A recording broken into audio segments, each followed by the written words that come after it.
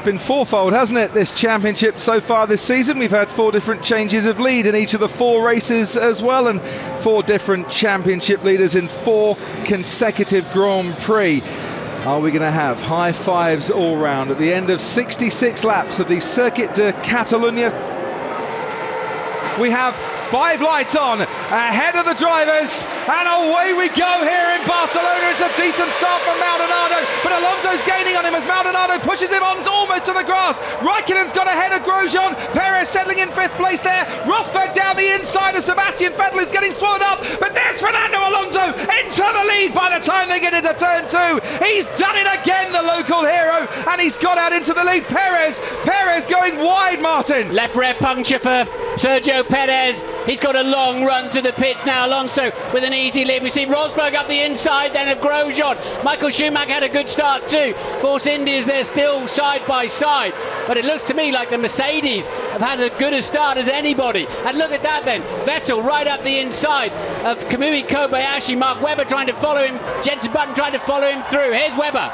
Webber behind there, the Toro Rosso of Paul di Resta, and into the braking zone at turn 7 they go, and onwards and up the hill. Where's Lewis Hamilton? He's made 3 places, 4 places on the start of this Spanish Grand Prix so far. Maldonado did a good job. He squeezed Alonso as hard as he could. Alonso refused to lift the throttle pedal, and then watching brief behind them, and slightly over cautiously, you'd have to say, the 2 Lotus cars, but that was enough to get Alonso up into the lead, and this is going to be a great view. I'm looking forward to this. So watch Maldonado gently come over and gives him the width of a Ferrari plus a sheet of A4 basically, and Alonso says that's more than enough for me, because he knows the track widens out into the pit exit, and he just kept the throttle pedal nailed at 180 miles an hour. And this is the view from Jenson Button's car, and Button had a decent start, so did Schumacher ahead of him, and this is when Schumacher got past the Red Bull then, and through the outside, and Button fancies a little bit of that too. Sauber to our right, and that, I wonder who touched Perez, because that'll be a front wing end fence that punctured that tyre. Yeah, Jenson Button seems to me just to be trying to keep out of trouble, play the long gain rather than making gains right at the start. Here's Lewis Hamilton. That might be where Timo Glock managed to get past him. So Hamilton back up to 18th now. We're looking at those that were out of position. Mark Webber up to 12th, Massa up to 11th, Button up to P8. And there's Lewis Hamilton now behind Bruno Senna on the run downhill. We can ride on board with Hamilton in towards turn 5 we go. Very sharp left-hander. We've seen cars make overtaking moves there. Can Hamilton now find enough pace on the run down here? He's going to try and squeeze his way through, and he does. Hamilton past Bruno Senna and up into 17th place. Mark Webber comes in for a change of tyres, so we are seeing very early on in this race the first pit stop. On goes the hard compound tyre for Mark Webber, and a very nice pit stop indeed out into the race. See how Kobayashi gets on here. Looked fairly chewed, didn't it, that front left tyre, as on go a shiny set of the hard compound. There's Lewis Hamilton, who's now up to 13th, trying to make his way past Hulkenberg and then di Resta. Yeah, Hamilton locking up there, as you can see. Di Resta just ahead of him. Maybe Hamilton actually up to 12th place now. The timing screen that we've got in the commentary box doesn't update as much as the graphic on your screen, but Hulkenberg going wide, and Lewis Hamilton making his way past the Force India. So he's starting to make his way up through the field now. Some cars have pitted earlier than us. Doing a cracking job, mate. And so is Fernando Alonso as he comes in for his first stop of the race. So Pastor Maldonado goes past and into the lead. Kimi Raikkonen past and through as well. What a beautiful shot of teamwork. Right, here comes the man that was leading the race for a lap then, Pastor Maldonado. Nico Rosberg gone onto the option tyres, you may have noticed. Michael Schumacher was on the options as well, as Mercedes run their particular strategy. Kimi Raikkonen also into the pits. As you can see, onto the soft compound tyre for Raikkonen. And there's Alonso going past, so Alonso still comfortably leads from Maldonado and Raikkonen. And Nico Rosberg and Bruno Senna having a little duel, and there's Romain Grosjean getting in the act, and someone's lost a piece of their front wing going through that particular corner. Grosjean gets past Senna, Michael Schumacher's just hanging back, but which bit flew off which car? And that was for position. It wasn't Bruno Senna was ahead of him in the race. Oh, as Michael Schumacher off and into the gravel, head in his hands, and he might have had a coming together with Bruno Senna by the looks of it there. We'd like to see the start of that accident, but it's a shake of the head and it's a moment of frustration for a man who's won here 6 times. Here we go, let's see Michael Schumacher running straight into the back of Bruno Senna.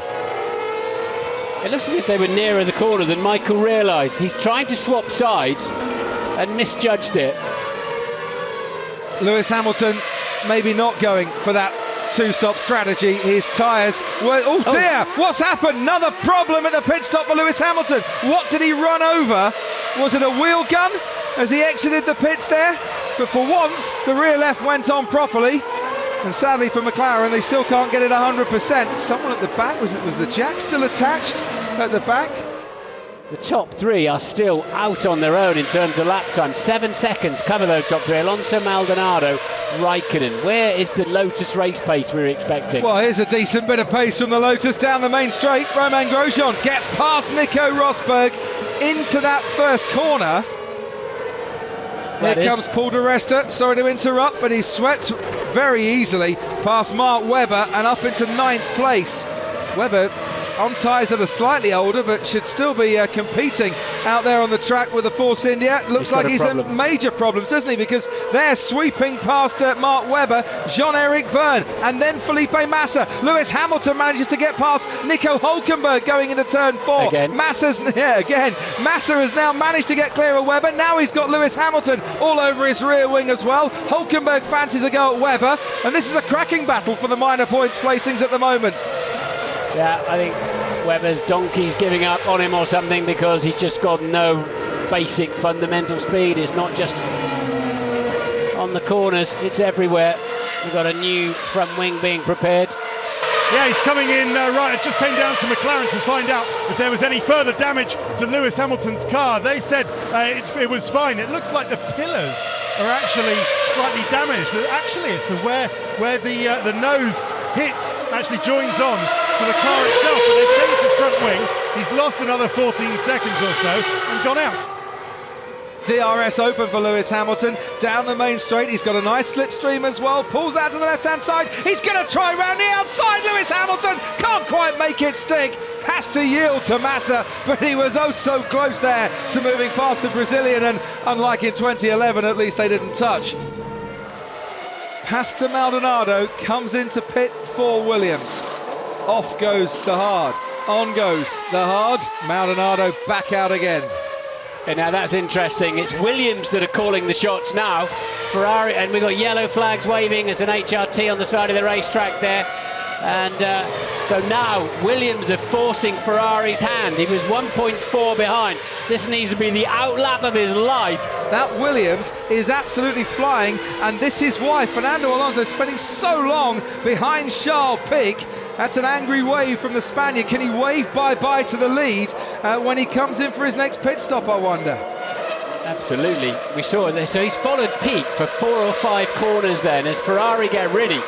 And this is going to give Maldonado the lead, surely. Well, Raikkonen is the man currently in second place. Alonso has now pitted from first. He was 9 seconds clear of Kimi Raikkonen. On goes a set of the hard compound tyres.